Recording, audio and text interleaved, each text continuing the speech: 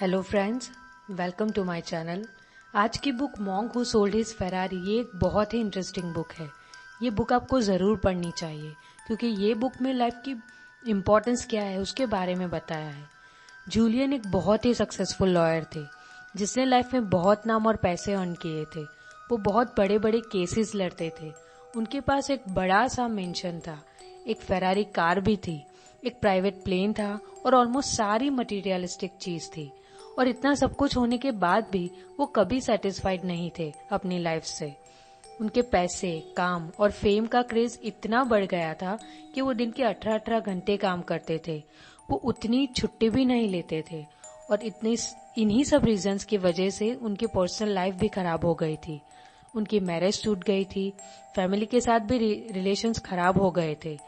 वो 53 एज की ईयर में ही 80 इयर्स की एज के लगने लगे थे।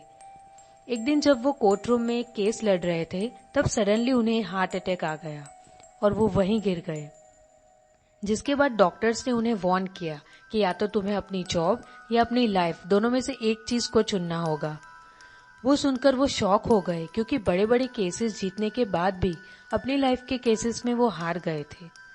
उसके बाद उनको उनकी मिस्टेक समझ आने लगी धीरे धीरे और एक दिन उन्होंने एक बड़ा डिसीजन लिया। अपनी सारी प्रॉपर्टीज को बेच दी, अपना मेंशन, अपनी फेरारी भी, अपने प्लेन, और बिना किसी को बताए एक सफर पे निकल गए अपने सारे क्वेश्चंस के आंसर्स को ढूंढने के लिए। ये सफर था the mystical land of India की तरफ, जहां उनको हिमालय माउंटेन की तरफ जाना था। वहां उनको ये पता चला कि उनके सारे क्वेश्चंस के आंसर उन्हें कुछ खास इंडियन मॉन्क के पास ही मिल पाएंगे, जो मॉन्क 100 साल की एज से ज्यादा जीते थे और वो भी एक यंग इंसान की एनर्जी के साथ, जिनकी नॉलेज और लाइफ अंडरस्टैंडिंग दुनिया के हाईएस्ट लेवल ऑफ विजडम में आती है, जिनके पास ऐसा एक सिस्टम भी है जो किसी की भी लाइफ की क्वालिटी को उनके हाईएस्ट लेवल तक पहुंचा सकते थे। लेकिन बस प्रॉब्लम ये थी कि मॉन्क रहते कहाँ थे उसका पता किसी को भी नहीं था। पता बस इतना था कि ये मॉन्क हिमालय पर्वतों के पास कहीं बाहरी दुनिया में एकदम दूर रहते हैं। सो इसीलिए जूलियन उन्हें सर्च करने के लिए कई दिनों तक उनका कोई पता नहीं चला। फिर फाइनली बहुत सर्च करने के बाद उन्हें उन स्पेशल मॉन्क्स में से एक मॉन्क मिल जाते हैं जो फिर उन्हें उनके छुपे हुए गांव में लेके जाते हैं, जहां पहुंचने के बाद वो उन मॉन्क्स के लीडर्स से मिलते हैं और रिक्वेस्ट करते हैं कि वो उन्हें 1000 ऑफ ईयर्स से सीखी जाती हुई प्रेशियस नॉलेज और विजडम उन्हें भी दे, जिससे वो भी लाइफ को हाईएस्ट लेवल पे जी सके। वो लीडर नॉलेज देने के लिए अग्री हो जाते हैं। फिर वो उन्हें बोलते हैं कि जूलियन को उन्हें वचन देना होगा कि जो भी बात उनको वो सिखाएंगे वो उन बातों को सीखने के बाद वो उन्हें सिर्फ अपने तक ही नहीं रखेंगे बल्कि उसे एटलीस्ट कोई एक इंसान को तो जरूर सिखाएंगे जिसकी उसको जरूरत हो। जूलियन उनकी ये शर्त फौरन मान लेते हैं, जिसके बाद मॉन्क उन्हें समझाना स्टार्ट करते हैं। इमेजिन करो कि आप एक बड़े से गार्डन में बैठे हो जो हरा भरा और ब्यूटीफुल है, जिसमें अलग अलग फूल और पौधे भी हैं, जिसकी खुशबू भी बहुत अच्छी है, जो सब आपको बहुत अच्छा फील करा रहे हैं। वो गार्डन के बीच में एक लंबा सा लाइट हाउस दिखता है। आप उसे देख ही रहे हो और तब जोर से आपको एक आवाज सुनाई देती है। जब आप उस आवाज की तरफ देखते हो तो आपको एक बड़ा सा 9 फुट का सुमो पहलवान लाइट हाउस के दरवाजे से निकलता हुआ दिखता है और फिर वो पहलवान गार्डन में घूमने लगता है। सुमो पहलवान ने एक रेड कलर की वायर से बनी लंगोट पहनी है। फिर वो सुमो को चलते चलते एक पड़ी हुई वॉच दिखती है, गोल्डन कलर की पुरानी सी।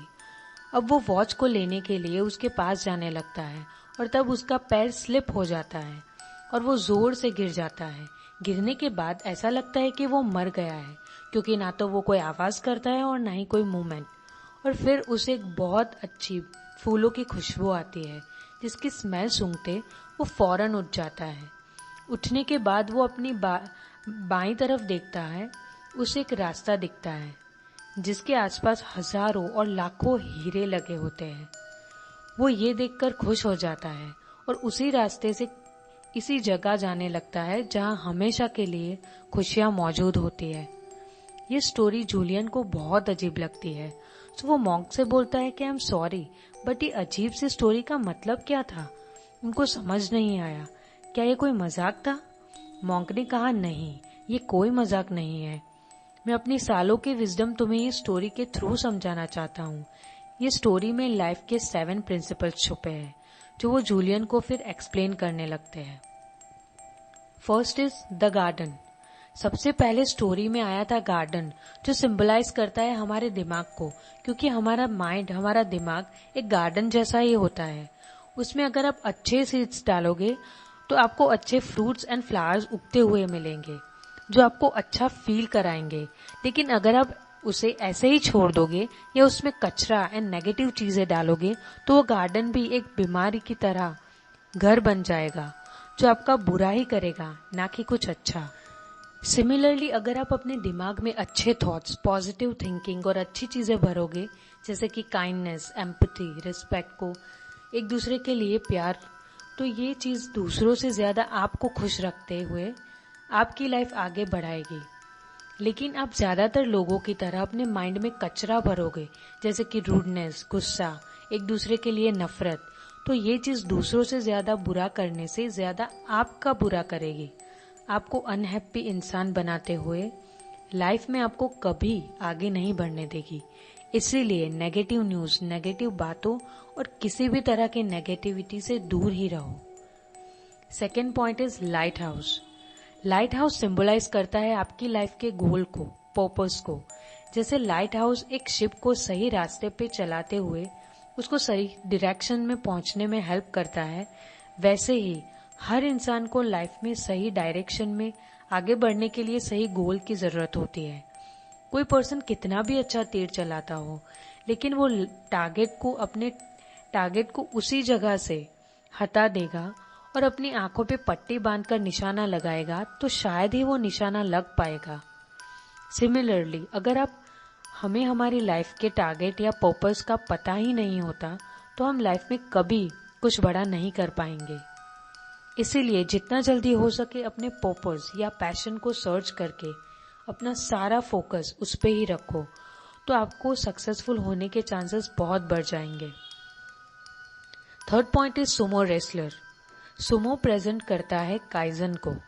काइजन एक जापानीज फिलोसॉफी है, जिसका मतलब है continuous efforts and improving your self. Means हमेशा सीखते रहना और खुद को इम्प्रूव करते रहना। जैसे एक सुमो पहलवान को हमेशा डिसिप्लिन रहते हुए हर दिन कंटिन्यूस एफर्ट लगाने रहना पड़ता है, वैसे ही हमें भी अपना कुछ टाइम निकाल के ब्रेन को, अपनी बॉडी को इम्प्रूव करने से रिलेटेड एक्टिविटीज करते रहना चाहिए। बहुत से लोग अपने आप को इम्प्रूव करने के लिए टाइम नहीं निकाल पाते, क्योंकि वो बहुत बिजी रहते हैं। तो इन लोगों का एग्जाम्पल उस आदमी जैसा है जो पास में ही पड़ रहे पेट्रोल पंप को देखकर ये बोलता है कि मैं अभी ड्राइविंग कर रहा हूँ, बिजी हूँ, मेरे पास पेट्रोल भराने के लिए भी टाइम नहीं है। जबकि उसे ये भी आइडिया है कि उसका पेट्रोल कभी भी किसी टाइम पे भी खत्म हो सकता है। इसलिए स्टूपिड डिसीजन मत लो शॉर्ट टर्म बेनिफिट्स के लिए, और अपना टाइम निकाल के खुद को मेंटली और फिजिकली इम्प्रूव करो, ताकि आप अपने डेस्टिनेशन तक बिना रुके पहुंच जाओ। Fourth point is cable wire. Cable wire जो होती तो एक छोटी सी चीज है, पर वो पहलवान के लिए तो बहुत इंपॉर्टेंट होती है। ये केबल सिंबलाइज करता है पर्सन के सेल्फ कंट्रोल और डिसिप्लिन को। अगर आपने केबल वायर को अंदर से देखा होगा तो आपको पता होगा कि उसमें पतले पतले बहुत से सारे वायर होते हैं, जो सारे मिलके एक वायर को बनाते हैं, जो अकेले तो काफी वीक होते हैं, लेकिन एक साथ मिलके वो खुद को आयरन से भी ज्यादा मजबूत और स्ट्रांग बनाते हैं। उसी तरह सेल्फ कंट्रोल और डिसिप्लिन छोटी छोटी चीजों से मिलके भी बनता है।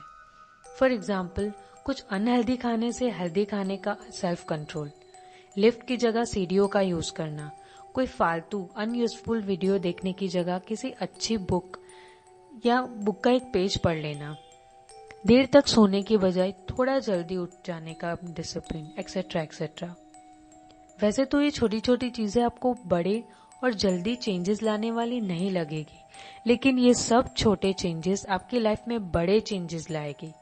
इसलिए छोटे छोटे बुरे डिसीजंस को अच्छे डिसीजन से रिप्लेस करो। इससे आपका सेल्फ कंट्रोल और सेल्फ डिसिप्लिन बहुत ज्यादा बढ़ेगा। Fifth point is stop watch. Story में जो स्टॉप वॉच मेंशन की गई है जो सिंबलाइज करती है टाइम को। हर इंसान चाहे वो कितना भी अमीर हो या कितना भी गरीब, उसे दिन के 24 आवर्स ही मिलते हैं। लेकिन जो बात वो अमीर और खुश इंसान को एक गरीब खुद और दुखी इंसान से अलग रखकर ऊपर लाती है, वो है उसके टाइम को यूज करने का तरीका। एक गरीब इंसान अपने टाइम को वैल्यू नहीं करता। वो दिन में बहुत ही फालतू चीजों में अपना टाइम वेस्ट करता है और प्रोक्रेस्टिनेट करता है, जबकि एक सक्सेसफुल इंसान अपने टाइम की सबसे ज्यादा वैल्यू करता है और उसे केयरफुली यूज करता है। 6th is the fragrance rose. Chinese में एक कहावत है कि थोड़ी सी खुशबू उस हाथ में भी रह ही जाती है जो फूल देता है। यहाँ ये फूल की खुशबू सिंबलाइज करती है हमारा दूसरों की हेल्प करना, और वो भी बिना हमारा उसमें कुछ बेनिफिट सोचे। कोई भी पर्सन कितना भी क्यों ना अर्न कर ले, लेकिन उसको वो खुशी और सेटिस्फेक्शन नहीं मिल पाएगी जितनी दूसरों की हेल्प करने से मिलती है। इसीलिए आप देखोगे कि वर्ल्ड के रिचेस्ट पर्सन जब पैसे कमा के थक जाते हैं, बाद में वो लोगों की हेल्प करने के लिए अपने पैसे देने लगते हैं, क्योंकि यही चीज उनको सेटिस्फेक्शन और रियल हैप्पीनेस देती है। 7th पॉइंट है पाथ ऑफ डायमंड्स। लास्ट चीज जो स्टोरी में आती है वो एक रास्ता होता है जो डायमंड से भरा होता है, जिसपे वो सुमो पहलवान फिर जाने लगता है। ये डायमंड से भरा रास्ता रिप्रेजेंट करता है हमारे प्रेजेंट को, हमारी अभी के पल को, जिसे हम अभी जी रहे हैं। लोग अपने पास्ट और फ्यूचर के बारे में सोचने में इतना बिजी रहते हैं कि वो अपने आज को जीना ही छोड़ देते हैं। फॉर एग्जाम्पल, जब वो छोटे होते हैं तो वो सोचते हैं बड़े होकर मजे करेंगे। जब वो बड़े होते हैं तो सोचते हैं बचपन ही अच्छा था यार। फिर बूढ़े होते हैं तो सोचते हैं यार यंग थे तभी अच्छा था, और कभी प्रेजेंट को एंजॉय ही नहीं कर पाते हैं। कुछ सोचते हैं पैसे आएंगे तो खुश रहूंगा, कार आएगी तो। नहीं, बिल्कुल नहीं। आपके पास आज जो कुछ भी है उसे चेरिश करो, एंजॉय करो। खुश रहना है तो आज में रहना सीखो। अपने पेरेंट्स, अपने फ्रेंड्स, पार्टनर या अपने किड्स के साथ एंजॉय करिए अपने टाइम को, और उनके साथ अपने एक्सपीरियंस को जो आपको आज मिल रहे हैं उसमें खुश रहो, उसकी वैल्यू करो। बिकॉज फ्यूचर में ये छोटी छोटी चीजों से ही आपको पता चलेगा कि ये आपकी लाइफ के सबसे महंगे डायमंड्स थे, जिसे दुनिया की कोई भी दौलत कभी रिप्लेस नहीं कर पाएगी। तो ये थे वो 7 वर्च्यूज जो वो मॉन्क थाउजेंड्स ऑफ इयर्स से फॉलो कर रहे थे, और जिससे कितने ही लोगों को सक्सेस और हैप्पीनेस मिली है। जैसे कि स्टार्टिंग में मॉन्क ने जूलियन से ये नॉलेज शेयर करने से पहले ही बोला था कि उनको ये नॉलेज को वो अपने फ्रेंड्स के साथ शेयर करे, तो ही वो उनको ये नॉलेज देंगे। तो मैं भी यही बोलूंगी कि ये नॉलेज को आप भी उन सबके साथ शेयर करो जिनकी आप थोड़ी सी भी फिक्र करते हो या जिसे इसकी नीड हो। ये शेयर करना आपको भी एक इन 7 प्रिंसिपल्स को फॉलो करने में हेल्प कर सकता है। So up to the end, thank you for watching and share this video as much as you can and subscribe my channel. And अगर आपने मेरी लास्ट वीडियो नहीं देखी है तो जल्दी से देख लीजिए। Thank you so much.